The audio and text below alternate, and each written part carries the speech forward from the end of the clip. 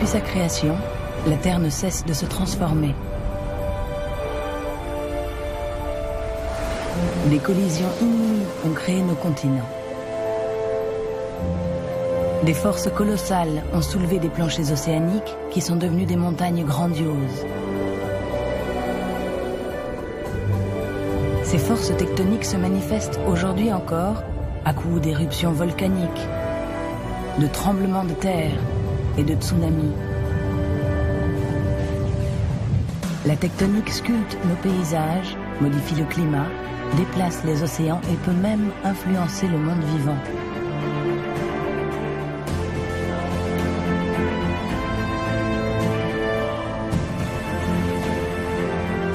L'histoire de l'Asie est riche en superlatifs.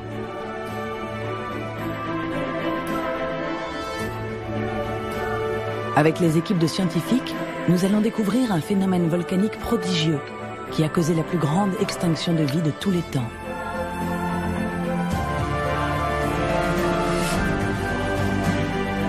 Théâtre de la plus violente collision tectonique, l'Asie a vu s'élever les plus hauts sommets de la Terre.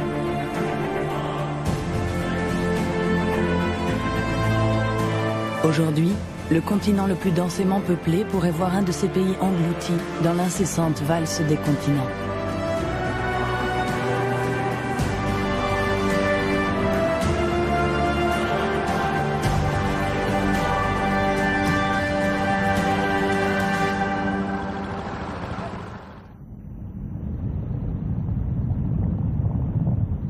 À sa naissance, la Terre était une boule de feu en fusion. Les îlots de croûte terrestre qui parvenaient à se former étaient rapidement engloutis et retournaient dans la fonderie intérieure de la Terre. Ce recyclage de matière aurait duré quelques millions d'années avant que la planète ne refroidisse suffisamment.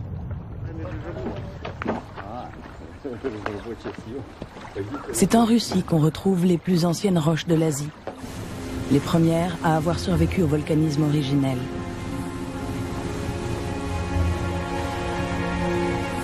Aucune route ne se rend à ces formations rocheuses.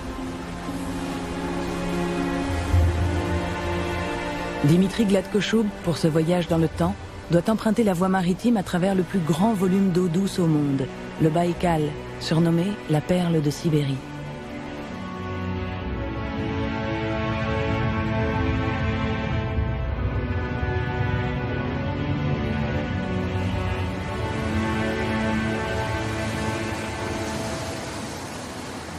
Les roches qui bordent le lac racontent d'immenses pans de l'histoire asiatique.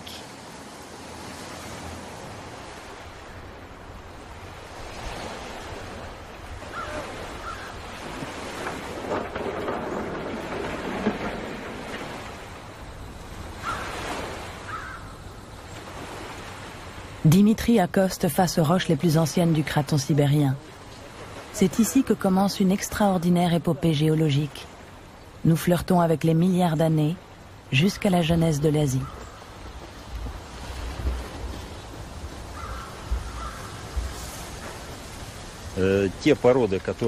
Dans les roches de cet affleurement, on a trouvé des minéraux très particuliers, les zircons. Et après des analyses isotopiques, nous avons déterminé qu'ils datent d'entre 3 et 4 milliards d'années.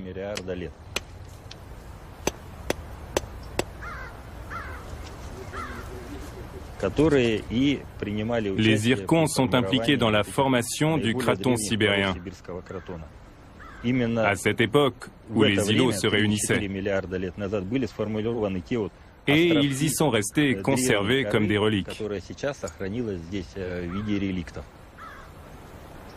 Grâce aux zircons, les scientifiques ont découvert, ici même en Sibérie, le premier bloc du continent asiatique. Mais l'histoire ne s'arrête pas là, car ce même affleurement témoigne d'un autre phénomène beaucoup plus récent. Après sa formation, ce territoire a subi de puissants remaniements. Autour de 1,9 milliard d'années, les roches du socle ancien sont associées à des roches plus récentes. Preuve qu'à cette époque, l'Asie prend de l'expansion.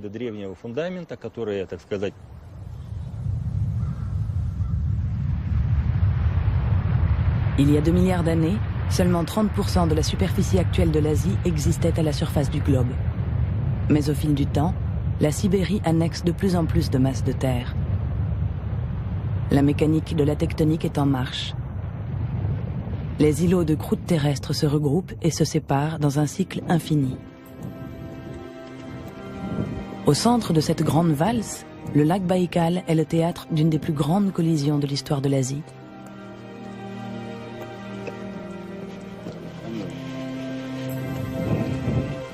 Sur la rive sud, les roches permettent de reconstituer l'événement. L'endroit où l'on se trouve est vraiment unique. C'est à partir d'ici que la tectonique contribue à façonner l'Asie moderne. Il y a 500 millions d'années, la Chine du Nord a parcouru 2000 km avant de frapper la Sibérie de plein fouet. Alors je marche ici sur une frontière géologique qui explique comment l'Asie a fini par ressembler à celle qu'on voit sur nos cartes aujourd'hui.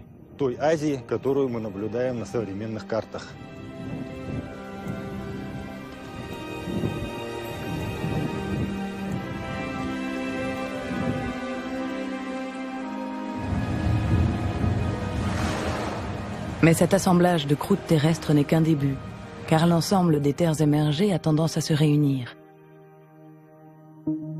À l'extrémité ouest du jeune continent asiatique, c'est le nord de l'Europe, alors intégré à la Pangée, qui percute la Sibérie. Et cette rencontre soulève une chaîne de montagnes de 2000 km de long, l'Oural.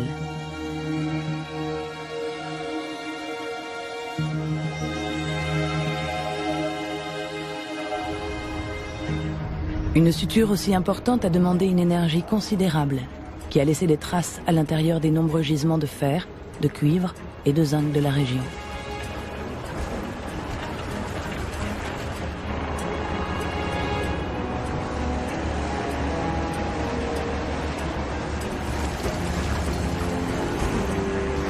L'histoire de la collision est inscrite ici, et le géologue Viktor Pouchkov traque dans ses mines les indices qui expliquent la naissance de l'Oural.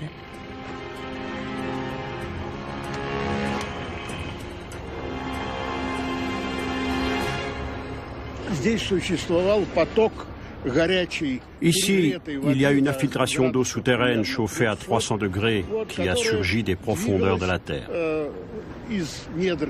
Cette eau était sous très haute pression. Elle a cristallisé dans la roche. C'est ce qu'on appelle un fumeur noir. Avec le temps, ces sulfures sont devenus le minerai de zinc que l'on voit ici.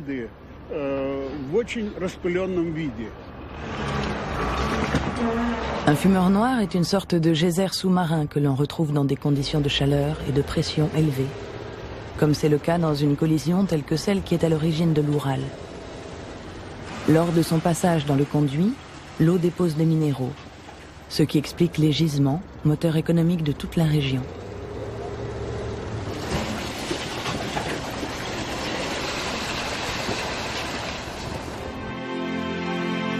Après la rencontre Europe-Asie, le supercontinent Pangée réunit toutes les terres du monde. Toutes, sauf une, la Chine du Sud, qui dérive, isolée, au milieu de l'océan Pacifique. À cette époque, la biodiversité de la Terre est d'une variété et d'une richesse exceptionnelle. Mais un grand bouleversement se prépare. La tectonique fissure le nord-ouest de la Sibérie, l'écorce terrestre s'ouvre. 3 millions de kilomètres cubes de lave envahissent une surface équivalente à la superficie de l'Europe. C'est le plus grand cataclysme volcanique depuis la formation des premières masses de terre.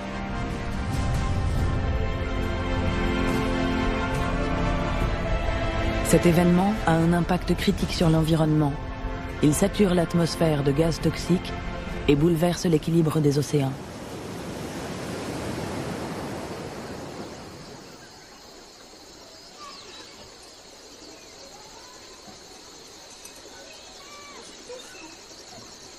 Étrangement, c'est en Chine du Sud, alors isolée du monde et notamment du jeune continent asiatique, qu'on peut le mieux observer les effets de cette activité volcanique sans précédent qui a frappé le cœur de la Sibérie.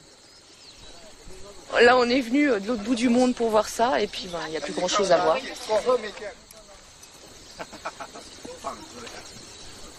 Alors l'affleurement au jusqu'au Cercé, il est juste là, sous les maisons. La paléontologue Sylvie Crasquin est sur la trace d'un affleurement rocheux unique au monde. Il pourrait lui permettre de découvrir les effets du volcanisme qui s'est déchaîné il y a 250 millions d'années. Elle cherche la frontière entre la vie et la mort. C'est ce que les géologues appellent la limite Permien-Trias. Waouh, c'est génial!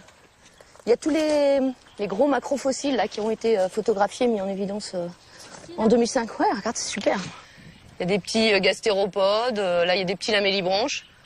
Des fossiles qu'on voit à l'œil nu, des macrofossiles qui font environ 1 cm et qui sont préservés, silicifiés sur la surface, vraiment pratiquement à la limite. C'est vraiment très très chouette. Donc on va essayer de ne pas donner de coup de marteau dessus. On va casser en dessous.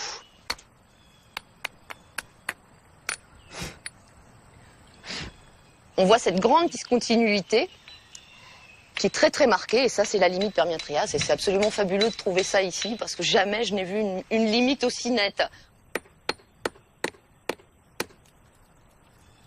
En fait, il y a très peu d'endroits dans le monde où on voit aussi bien la limite entre le Permien et le Trias. En effet, ici, on a donc cet ensemble de calcaire du Permien, où on peut voir en fait beaucoup de traces de fossiles, ce qui veut dire que au niveau du Permien supérieur, il y avait encore une vie extrêmement abondante au niveau de ces roches.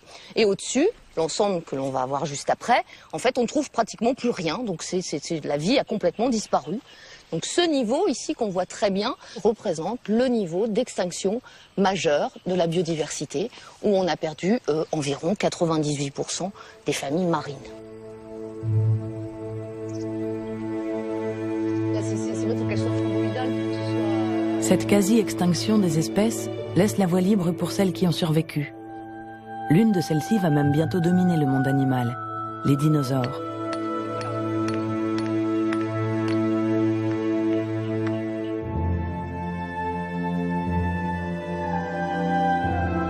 « 220 millions d'années avant notre ère, la Pangée se fracture et les continents partent à la dérive.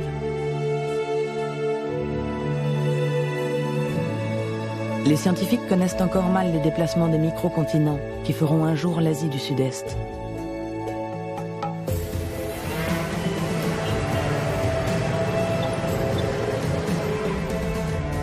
Pluridisciplinarité oblige, les paléontologues Eric Buffeteau et Varavud Sutetorn vont apporter leur pierre à la reconstitution du puzzle de l'un de ces déplacements, celui de la Thaïlande.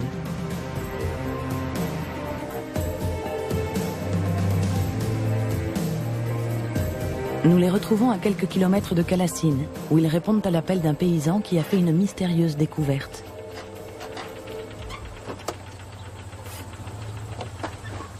Très naturel, vous arrivez. Ah oui, ok, big vertebra. เจอมาจากที่ไหนอ่ะ ทิศตะวันตก ที่ของภูน้อย ครับ โอเค Sounds good. Yes. Les premières observations d'Eric lui permettent de croire que cet objet, qui ressemble à un vulgaire caillou, serait en fait une vertèbre de dinosaure. It's convex at the back. C'est un gros dinosaure, donc ça fait peut-être dans les 15 mètres. แล้วก็มีกระดูกอยู่เยอะไหม ครับ Yeah. That's from the hill here. From the hill De la here. colline ici. He said it's a lot. Et il y en aurait d'autres. Yeah. We shall go with him after this. ยังให้โยวัดก่อน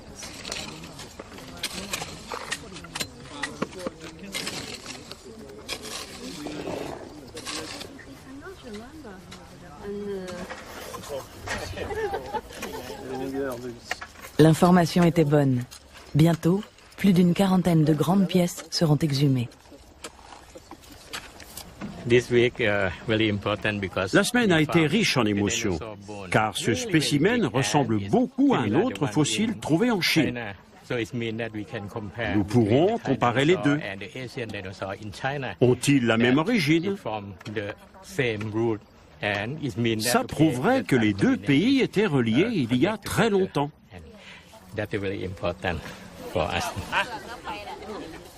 Ce dinosaure trouvé en Thaïlande serait-il d'origine chinoise? Cela voudrait dire que cette espèce aurait pu circuler entre les deux pays.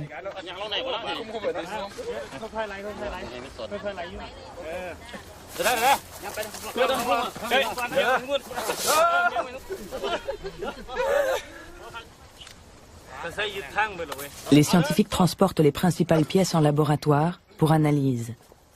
Mais l'opération est délicate.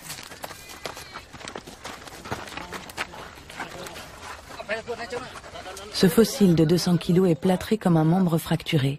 Sinon, il se briserait en 1000 morceaux aussitôt sorti de son linceul d'argile.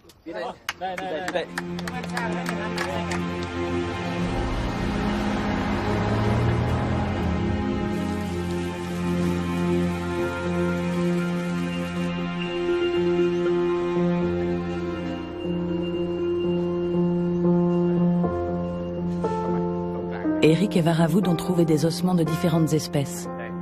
Mais ce sont ceux du spécimen proche des fossiles chinois qui les intéressent particulièrement.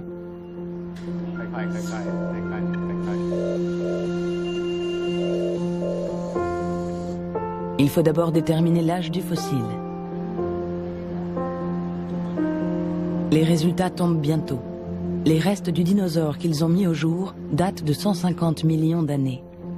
Donc les os de dinosaures que nous avons trouvés à Punoy depuis à peu près 1 an, si on les replace sur ce squelette, on voit qu'on a un membre antérieur à peu près complet, on a une bonne partie du bassin et on a différentes vertèbres depuis le cou jusqu'à la queue. Donc notre dinosaure, ça a bien l'air d'être un mammachizauridé, qui ressemble donc beaucoup à ceux qu'on trouve en Chine à la même époque, fin du Jurassique, à quoi, 150 millions d'années environ. La présence de ce dinosaure en Thaïlande, il y a 150 millions d'années, prouve que ce pays était rattaché à la Chine, et donc à l'Asie à cette époque. Les paléontologues permettent ainsi aux géologues d'améliorer les cartes de l'Asie à la fin du Jurassique. Donc à cette époque, à la fin du Jurassique, la circulation des dinosaures était possible depuis l'Asie du Sud-Est sans difficulté particulière. Our dinosaur comes from here on the Indochina microclimate. À cette époque, bien plus au sud, l'Inde primitive qui venait de s'émanciper du bloc réunissant l'Afrique, l'Amérique du Sud, l'Australie et l'Antarctique se détache et se met en route vers le nord. Elle se déplace à la vitesse record de 15 cm par année. Il y a 35 millions d'années, elle emboutit le sud de l'Asie.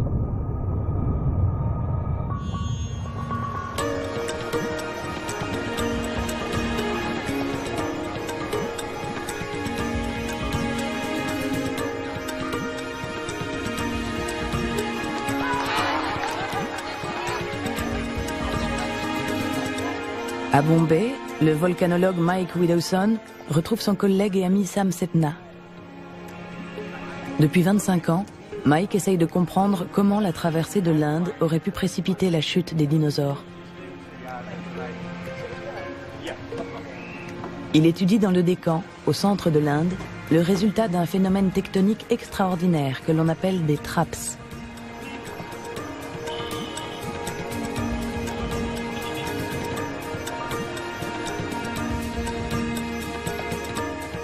Cette route, Sam et Mike l'ont parcourue des dizaines de fois pour leurs recherches.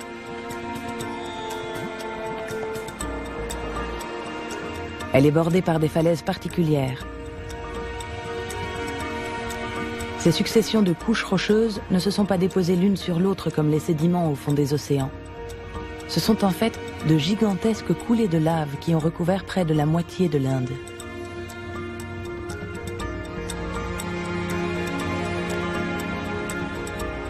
Cette lave solidifiée, qu'on appelle du basalte, fait partie du quotidien des Indiens. C'est l'un des meilleurs matériaux de construction.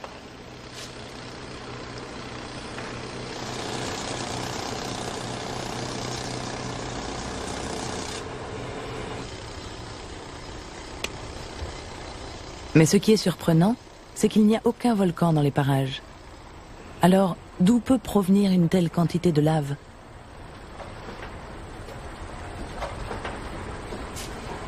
Il faut retourner 70 millions d'années dans le passé.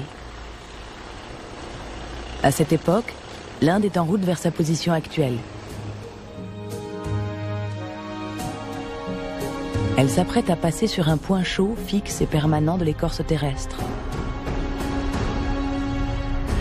Sous la surface, d'énormes quantités de magma sont produites. Des roches très chaudes remontent et durant les phases d'activité les plus intenses, transpercent littéralement le sous-continent.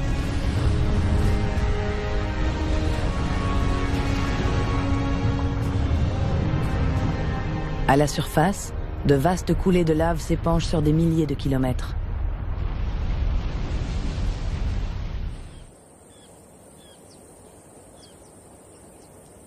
On peut imaginer ici la première couche de lave qui s'est formée. Une nouvelle éruption de magma finit par la faire craquer. La croûte se fracture. En dessous, la lave monte de plus en plus rapidement. Le magma s'infiltre dans la fissure. Éventuellement, il recouvre la première couche de lave solidifiée pour former une nouvelle couche de roche.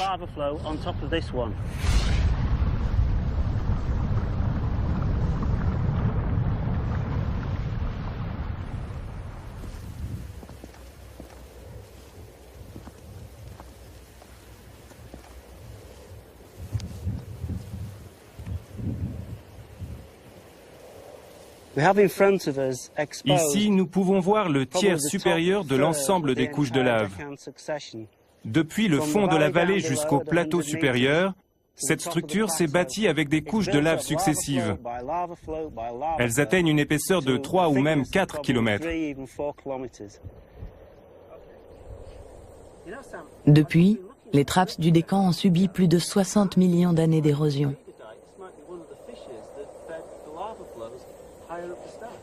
La pluie et le vent ont créé des dénivelés verticaux de 1000 mètres qui exposent les couches de lave à l'observation des géologues. Nous nous trouvons dans une région où géologie et géomorphologie s'entremêlent. C'est un lieu assez unique. Cette falaise sur notre gauche représente 1, 2, 3, 5, 6 coulées de lave qui se sont succédées si rapidement qu'il n'y a même pas un grain de sable entre les couches. Elles se sont probablement soudées l'une à l'autre. Quel spectacle! Quel lieu extraordinaire!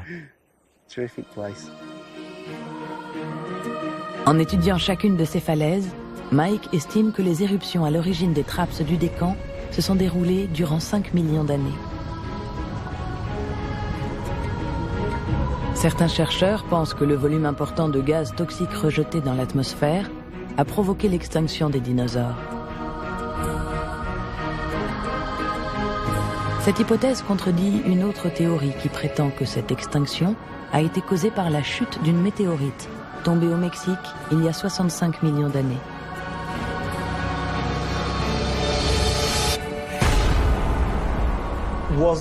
Est-ce la météorite ou le volcanisme qui a anéanti les dinosaures? Selon nos travaux, la question est trop simple. Il faut se demander si le volcanisme des trappes du Décan a pu pousser de vastes écosystèmes au bord de l'extinction. Le cas échéant, l'impact de la météorite survenue à la même époque a pu tout faire basculer. En d'autres termes, nous étions à une époque charnière, pas seulement au niveau des environnements qui prévalaient sur Terre, au Crétacé inférieur, mais aussi à un moment clé de l'histoire de la vie.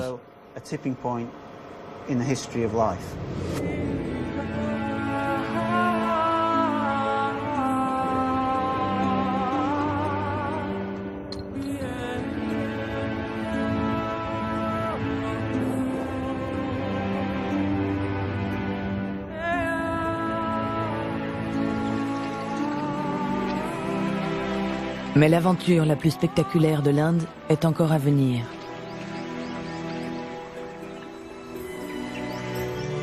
Cet événement aura une fois de plus des conséquences à l'échelle planétaire.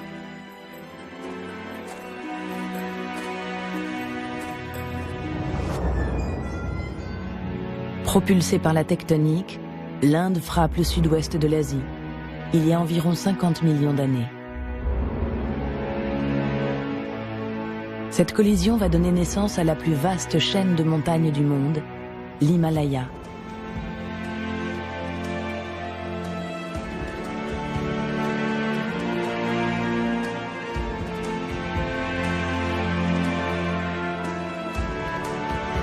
« 14 de ces sommets s'élèvent à plus de 8000 mètres d'altitude. Ils sont chapeautés par l'Everest.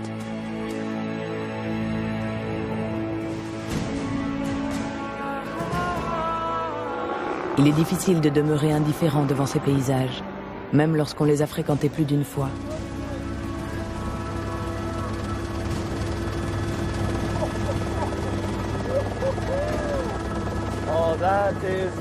Laurent Godin et Kyle Larson sont des géologues canadiens qui étudient le processus de formation de l'Himalaya.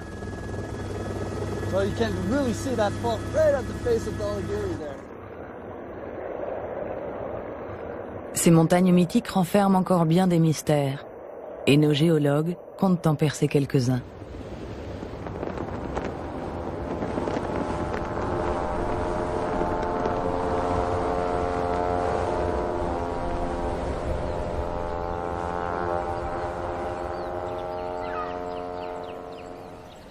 Leur mission débute dans le village de Jomson, à 2800 mètres d'altitude.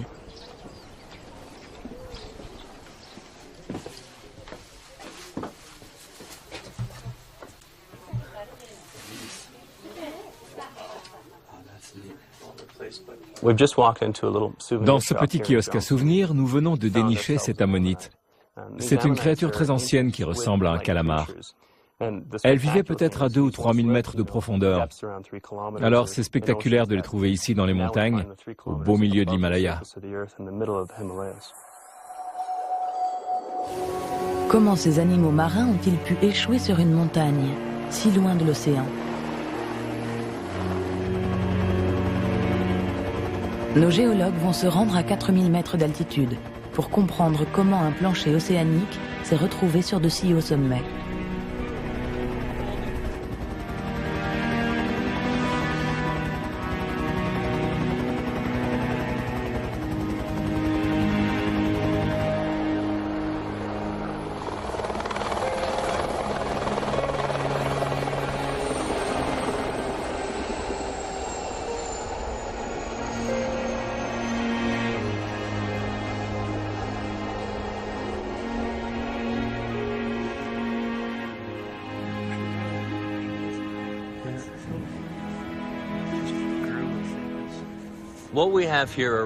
Nous avons ici des roches provenant du fond de l'océan qui se sont déposées à l'horizontale sur un fond plat. Mais comme on peut le voir, elles ne sont plus plates du tout. En fait, elles ont été plissées de façon spectaculaire. Elles ont été compressées à l'horizontale et épaissies à la verticale. Alors, au lieu d'être à 2 km au fond d'un océan, elles se trouvent à des kilomètres au-dessus du niveau de la mer. En se déplaçant vers le nord, l'Inde a comprimé le plancher océanique qui la séparait de l'Asie. Le fond marin a été plissé au point de sortir de l'eau. Il a effectué un voyage de plusieurs kilomètres, à la verticale. Voilà pourquoi on trouve des fossiles d'animaux marins dans les montagnes.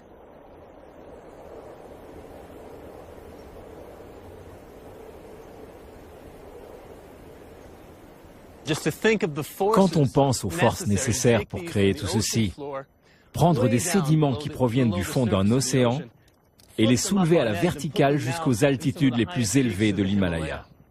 C'est spectaculaire. Ils sont 8 km au-dessus du niveau de la mer. Incroyable.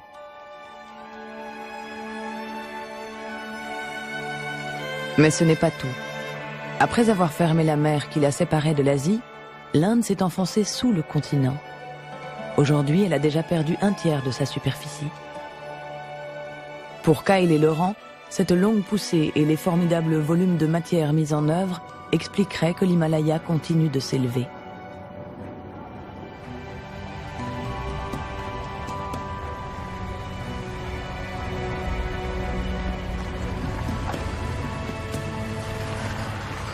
Afin d'accomplir leur mission, Kyle et Laurent parcourent une centaine de kilomètres pour se rapprocher des racines des montagnes. Nos géologues pensent que les roches que l'on retrouve en surface aujourd'hui, les granites, viendraient des sous-sols de l'Himalaya.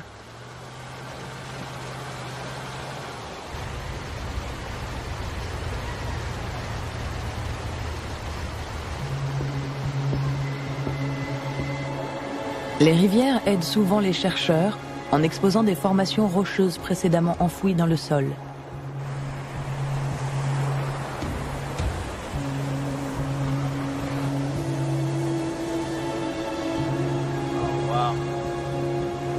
C'est assez incroyable. Regarde les grenats ici. Cette roche a indéniablement été fondue. Il y a quelque chose de très spécial ici. Ce sont des grenats, des cristaux incrustés dans le granit. Ça nous prouve que le granit s'est formé dans les entrailles de la Terre.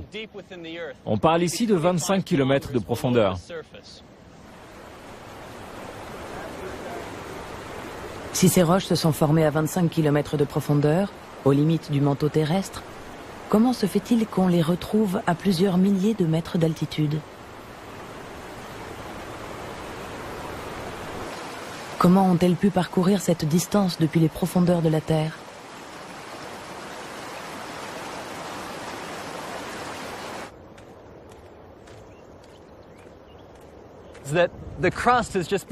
La croûte s'est épaissie de façon extraordinaire. Son poids a poussé une partie du plancher océanique à l'intérieur de la Terre, sous les montagnes. À cet endroit, la température et la pression beaucoup plus élevées font fondre les sédiments. Ce magma se transforme en granit. Cette matière ne plie plus comme ce que nous voyons au sommet. Elle devient malléable comme de la pâte à modeler. C'est le principe du tube de dentifrice. Pressées, les roches devenues malléables sont expulsées vers le haut, là où elles peuvent s'échapper. Absolument formidable. Un affleurement absolument spectaculaire ici. À gauche, on a les roches métamorphiques et les granites. Et juste à droite ici, on a les roches sédimentaires. Et entre les deux, en plein dans le canyon devant moi, on a une des failles majeures de l'Himalaya qui détache ces deux ensembles de roches-là. Le monticule de gauche est constitué de granit métamorphique. Si on retirait la végétation, on verrait que cette strate de granit se prolonge sous la couche de roches sédimentaires. Les soubassements de l'Himalaya sont ainsi régulièrement soulevés par ce nouvel apport de matière, expulsé sous le poids démesuré de la chaîne himalayenne.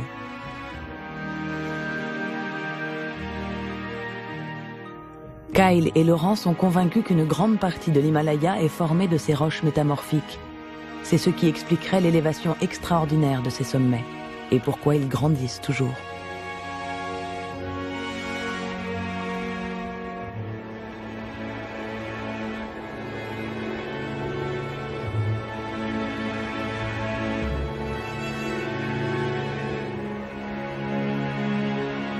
La chaîne himalayenne est si haute que pendant les mois d'été, les montagnes emprisonnent les vents chauds et humides qui retombent sous forme de pluies diluviennes.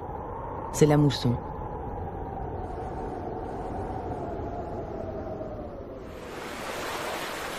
Depuis des millions d'années, les pluies torrentielles raclent les montagnes et emportent des sédiments. En altitude, les glaciers érodent les reliefs. Bribe par bribe, des morceaux d'Himalaya sont emportés. La première étape de cette migration sédimentaire a lieu dans les monts Siwalik, une mini-chaîne qui borde le flanc sud de l'Himalaya. Dans une vallée de rivière asséchée, le Népalais Ananta Gadurel analyse l'impact de la tectonique sur les climats.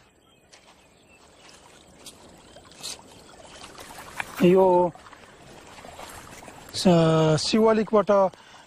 cailloux assez grossiers ont été transportés ici par les glaciers depuis l'Himalaya. Et plus ils s'érodent, plus ils se transforment en petits sédiments.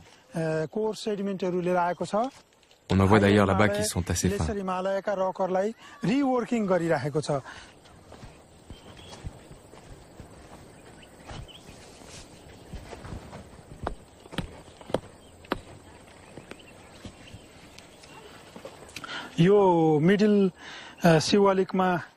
Cette falaise est entièrement faite de sable de l'Himalaya. Tout ça est arrivé ici il y a 6 ou 7 millions d'années.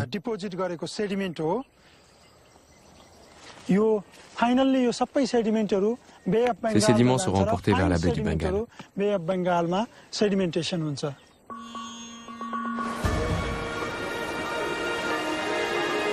La majeure partie des sédiments des Siwalik est transportée par 2 grands fleuves, le Gange et le Brahmapoutre, qui charrient tous ces matériaux sur plus de 3000 km. Ils s'engouffrent dans les grandes failles que l'Inde a créées en se glissant sous l'Asie, et ces failles conduisent droit vers un pays en construction, le Bangladesh. Il s'est créé il y a à peine 30 millions d'années, ce qui en fait la toute dernière pièce de l'Asie. Le pays tout entier repose sur un gigantesque tas de sédiments. Il est formé de marécages et de courants d'eau éphémères. Le pays pourrait-il disparaître si la tectonique ne continuait à faire croître l'Himalaya et que l'érosion ne fasse son œuvre?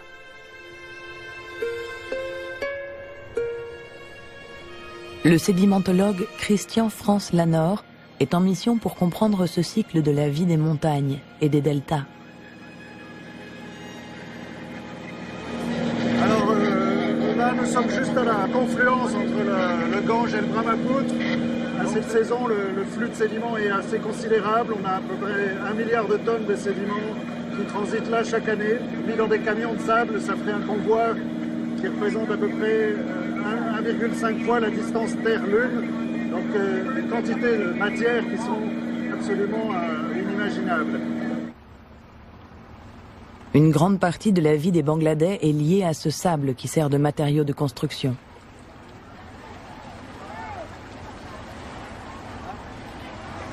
Mais ce n'est pas tout. Les fleuves doivent apporter assez de sédiments pour maintenir le Bangladesh en équilibre, tout juste hors de l'eau.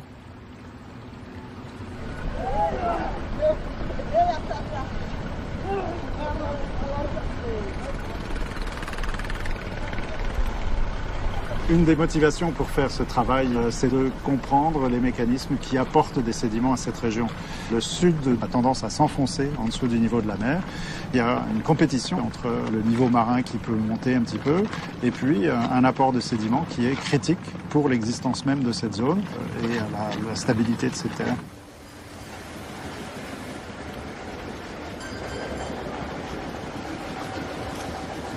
La mission de l'équipe de Christian est de mesurer la capacité du pays à retenir les sédiments transportés par les grands fleuves. Les échantillons de sable pourraient permettre de prévoir l'avenir de toute une région.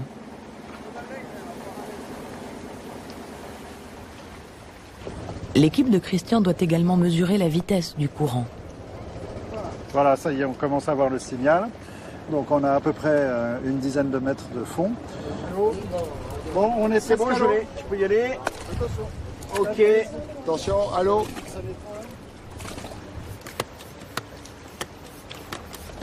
Mais le plus important est d'arriver à estimer le volume de sédiments en suspension dans l'eau. Cet appareil peut capturer un volume d'eau à une profondeur précise. Les scientifiques pensent que les sédiments plus légers ne se déposent pas au Bangladesh. Ils seraient transportés au loin par les courants. Christian veut connaître leur destination. Pour ce faire, un navire de recherche français se rend au large du Bangladesh, dans le golfe du Bengale. Un forage à grande profondeur permet d'extraire des carottes sédimentaires. Les chercheurs ont ainsi en main des échantillons prélevés tout au long des grands fleuves et jusqu'au fond de l'océan. En effet, le delta du Gange et du Brahmapoutre se prolonge sur plusieurs dizaines de kilomètres sous le golfe du Bengale.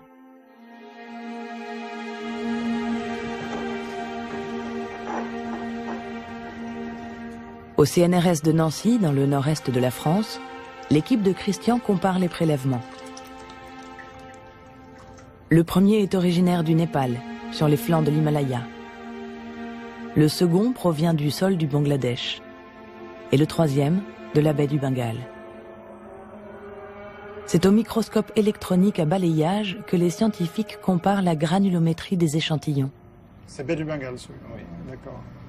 Donc il y a encore pas mal, malgré le tri, il y a encore pas mal de minéraux très fins. L'analyse révèle que les sédiments dans le golfe du Bengale sont en tout point identiques à ceux prélevés dans les montagnes himalayennes. De variétés de minéraux. On parle ici, pour 20 millions d'années, d'une trentaine de kilomètres d'épaisseur d'Himalaya qui ont été érodés de l'arc himalayen. Donc on peut estimer que globalement il y a plus de 3 fois le volume himalayen dans le cône du Bengale.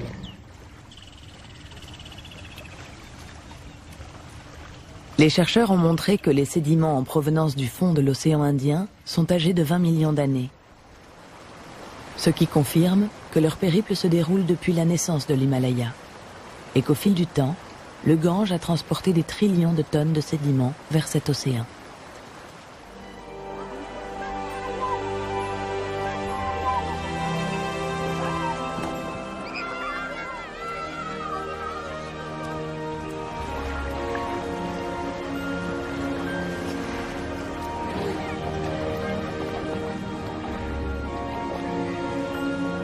Puisque l'Himalaya s'élève sans cesse de quelques centimètres par année, le Bangladesh devrait recevoir encore longtemps de nouveaux sédiments arrachés des montagnes par l'érosion. Il va sans dire que ces particules accomplissent une tâche colossale. Elles gardent un pays au-dessus des flots et nourrissent tout un peuple.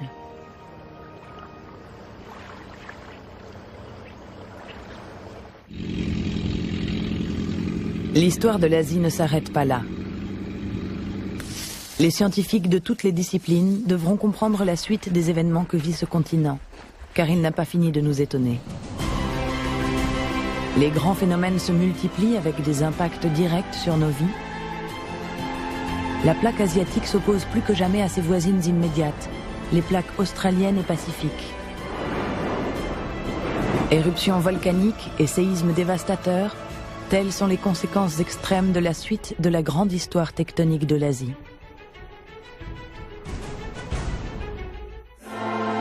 Demain, la valse des continents nous emmènera observer l'état des choses en Asie aujourd'hui. Mais pour l'heure, place à l'actualité du jour avec Arte Journal.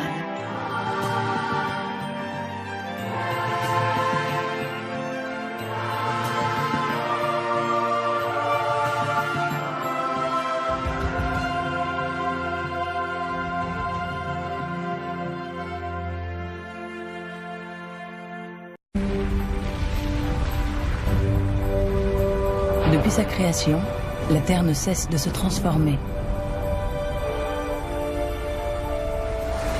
Des collisions inouïes ont créé nos continents.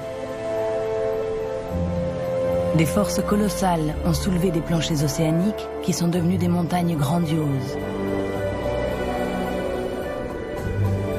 Ces forces tectoniques se manifestent aujourd'hui encore à coups d'éruptions volcaniques, de tremblements de terre et de tsunamis.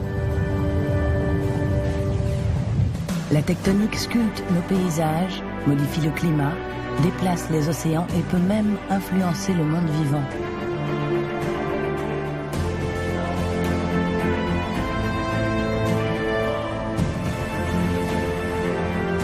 L'histoire de l'Asie est riche en superlatifs.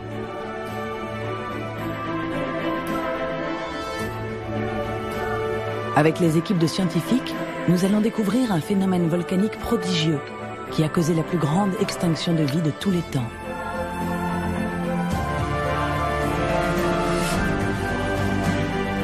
Théâtre de la plus violente collision tectonique, l'Asie a vu s'élever les plus hauts sommets de la Terre.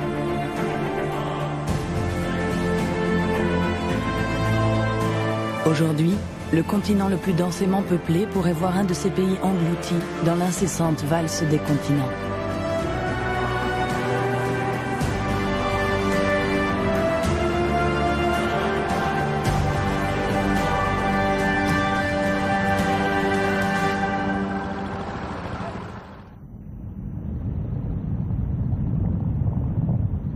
À sa naissance, la Terre était une boule de feu en fusion.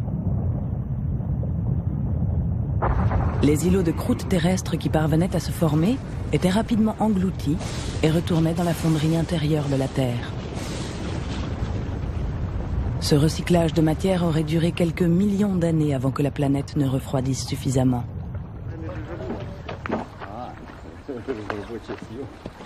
C'est en Russie qu'on retrouve les plus anciennes roches de l'Asie, les premières à avoir survécu au volcanisme originel.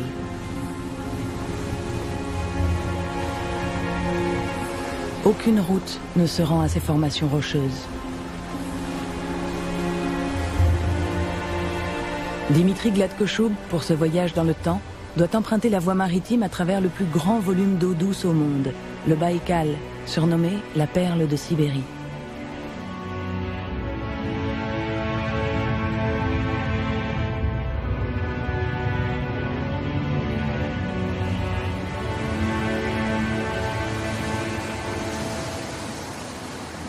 Les roches qui bordent le lac racontent d'immenses pans de l'histoire asiatique.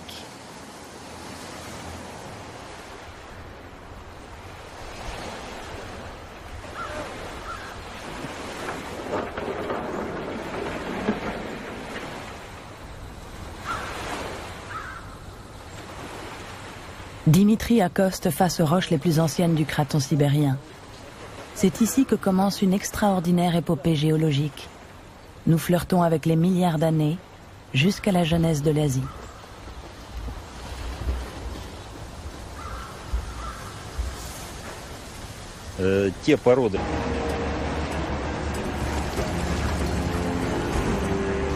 L'histoire de la collision est inscrite ici, et le géologue Viktor Pouchkov traque dans ses mines les indices qui expliquent la naissance de l'Oural.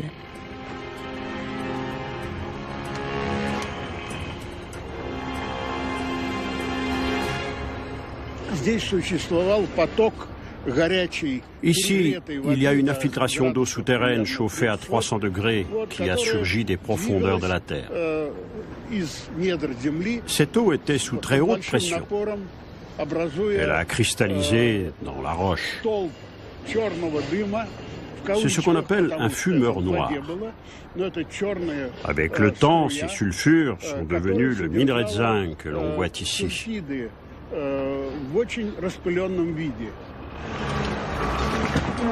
Un fumeur noir est une sorte de geyser sous-marin que l'on retrouve dans des conditions de chaleur et de pression élevées, comme c'est le cas dans une collision telle que celle qui est à l'origine de l'Oural. Lors de son passage dans le conduit, l'eau dépose des minéraux, ce qui explique les gisements, moteur économique de toute la région.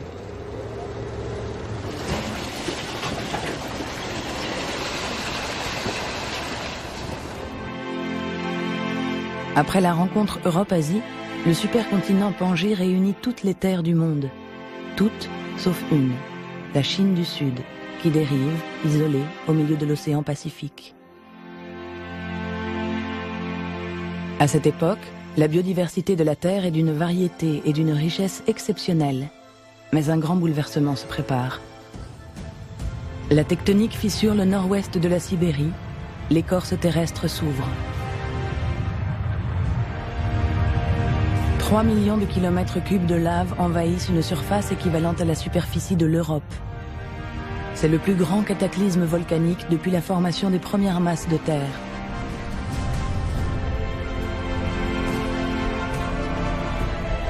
Cet événement a un impact critique sur l'environnement. Il sature l'atmosphère de gaz toxiques et bouleverse l'équilibre des océans.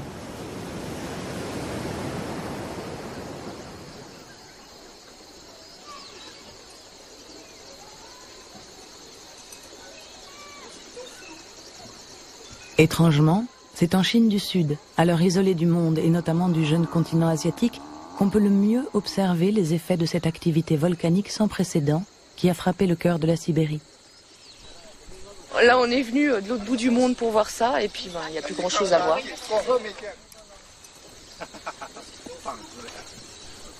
Alors l'affleurement juste qu'on cherchait, il est juste là, sous les maisons. La paléontologue Sylvie Kraskin est sur la trace d'un affleurement rocheux unique au monde. Il pourrait lui permettre de découvrir les effets du volcanisme qui s'est déchaîné il y a 250 millions d'années. Elle cherche la frontière entre la vie et la mort. C'est ce que les géologues appellent la limite Permien-Trias. Waouh, c'est génial! Il y a tous les gros macrofossiles là, qui ont été photographiés, mis en évidence en 2005. Ouais, regarde, c'est super. Il y a des petits gastéropodes, là il y a des petits lamellibranches. Des fossiles qu'on voit à l'œil nu, hein, des macrofossiles qui font environ 1 cm et qui sont préservés, silicifiés sur la surface, vraiment pratiquement à la limite. C'est vraiment très très chouette. Donc on va essayer de ne pas donner de coup de marteau dessus. On va casser en dessous.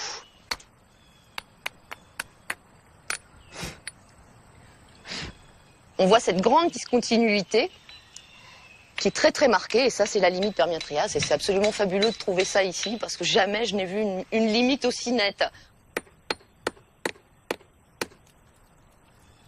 En fait, il y a très peu d'endroits dans le monde où on voit aussi bien la limite entre le Permien et le Trias. En effet, ici, on a donc cet ensemble de calcaire du Permien, où on peut voir en fait beaucoup de traces de fossiles, ce qui veut dire que au niveau du Permien supérieur, il y avait encore une vie extrêmement abondante au niveau de ces roches. Et au-dessus, l'ensemble que l'on va voir juste après, en fait, on trouve pratiquement plus rien. Donc la vie a complètement disparu. Donc ce niveau ici qu'on voit très bien représente le niveau d'extinction majeure de la biodiversité, où on a perdu environ 98% des familles marines. Là, c'est vrai qu'elles soient framboïdales.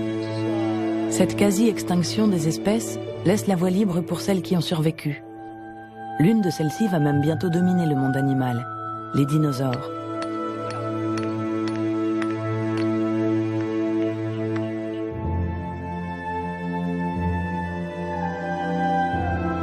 « 220 millions d'années avant notre ère, la Pangée se fracture et les continents partent à la dérive. Les scientifiques connaissent encore mal les déplacements des micro-continents qui feront un jour l'Asie du Sud-Est.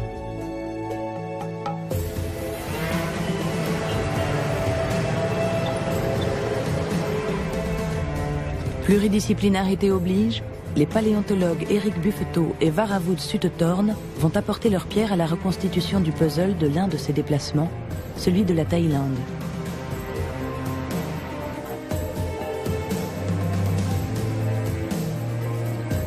Nous les retrouvons à quelques kilomètres de Calassine, où ils répondent à l'appel d'un paysan qui a fait une mystérieuse découverte.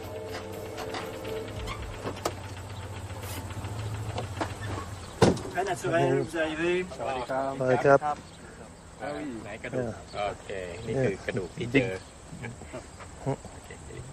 Big vertebra. เจอมาจากที่ไหนอ่ะ ทิศตะวันตก ที่ของภูน้อย ครับ โอเค Sounds good. Yes. Les premières observations d'Eric lui permettent de croire que cet objet, qui ressemble à un vulgaire caillou, serait en fait une vertèbre de dinosaure. It's convex at the back. C'est un gros dinosaure, donc ça fait peut-être dans les 15 mètres. แล้วก็มีกระดูกอยู่เยอะไหม ครับ That's from the hill here. De la colline ici. Et il y en aurait d'autres. We shall go with him after this. ยังให้โยวัดก่อน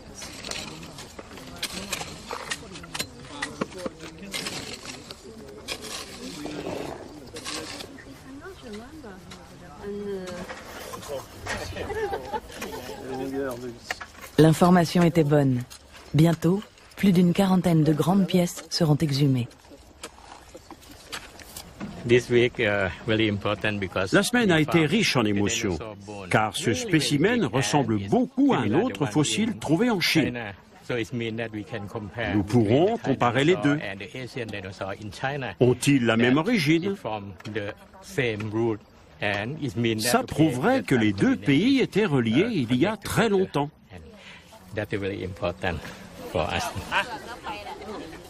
Ce dinosaure trouvé en Thaïlande serait-il d'origine chinoise?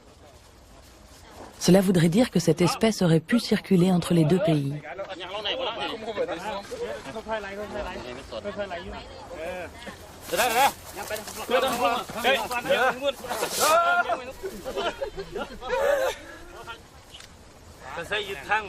Les scientifiques transportent les principales pièces en laboratoire pour analyse.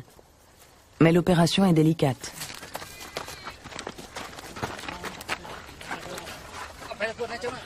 Ce fossile de 200 kg est plâtré comme un membre fracturé. Sinon, il se briserait en 1000 morceaux aussitôt sorti de son linceul d'argile.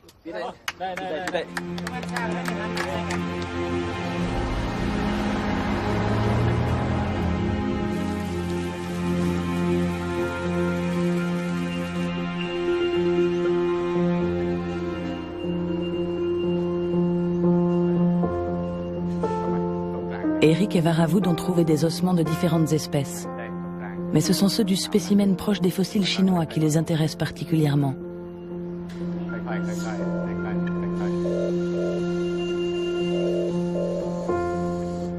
Il faut d'abord déterminer l'âge du fossile. Les résultats tombent bientôt. Les restes du dinosaure qu'ils ont mis au jour datent de 150 millions d'années.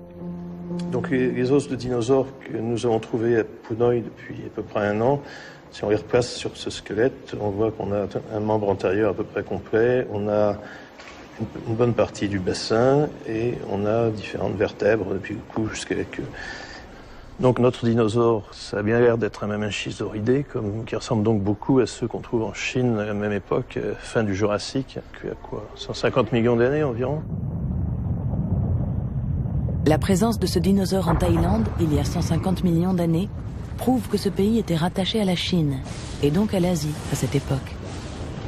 Les paléontologues permettent ainsi aux géologues d'améliorer les cartes de l'Asie à la fin du Jurassique.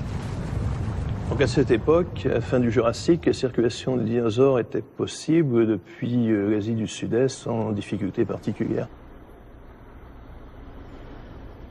Our dinosaur comes from here on the Indochina microcontinent. À cette époque, bien plus au sud, l'Inde primitive qui venait de s'émanciper du bloc réunissant l'Afrique, l'Amérique du Sud, l'Australie et l'Antarctique se détache et se met en route vers le nord. Elle se déplace à la vitesse record de 15 cm par année. Il y a 35 millions d'années, elle emboutit le sud de l'Asie.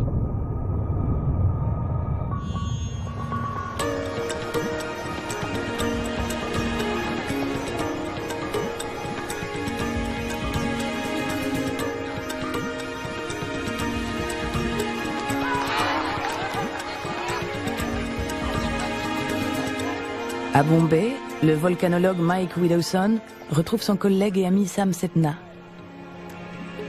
Depuis 25 ans, Mike est... Dans les roches de cet affleurement, on a trouvé des minéraux très particuliers, les zircons. Et après des analyses isotopiques, nous avons déterminé qu'ils datent d'entre 3 et 4 milliards d'années.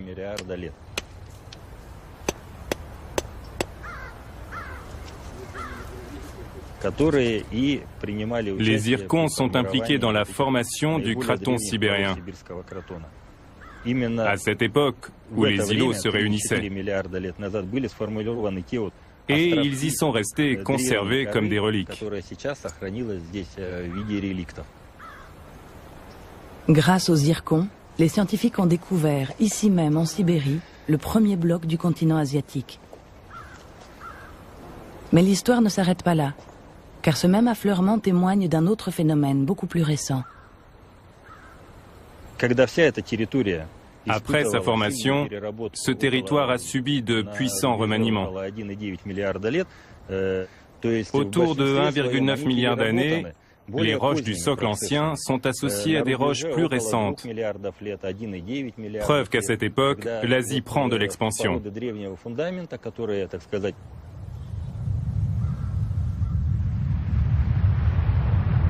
Il y a 2 milliards d'années, seulement 30% de la superficie actuelle de l'Asie existait à la surface du globe. Mais au fil du temps, la Sibérie annexe de plus en plus de masses de terre. La mécanique de la tectonique est en marche. Les îlots de croûte terrestre se regroupent et se séparent dans un cycle infini.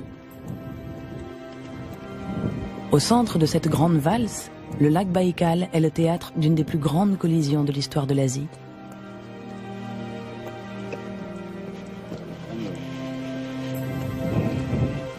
Sur la rive sud, les roches permettent de reconstituer l'événement. L'endroit où l'on se trouve est vraiment unique. C'est à partir d'ici que la tectonique contribue à façonner l'Asie moderne. Il y a 500 millions d'années, la Chine du Nord a parcouru 2000 km avant de frapper la Sibérie de plein fouet. Alors je marche ici sur une frontière géologique qui explique comment l'Asie a fini par ressembler à celle qu'on voit sur nos cartes aujourd'hui.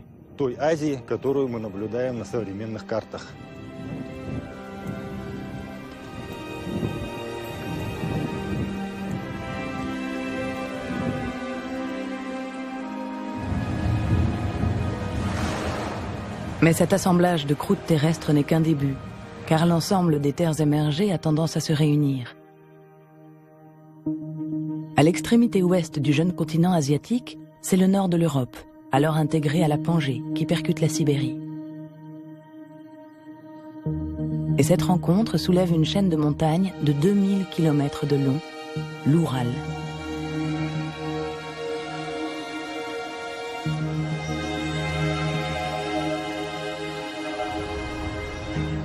Une suture aussi importante a demandé une énergie considérable, qui a laissé des traces à l'intérieur des nombreux gisements de fer, de cuivre et de zinc de la région.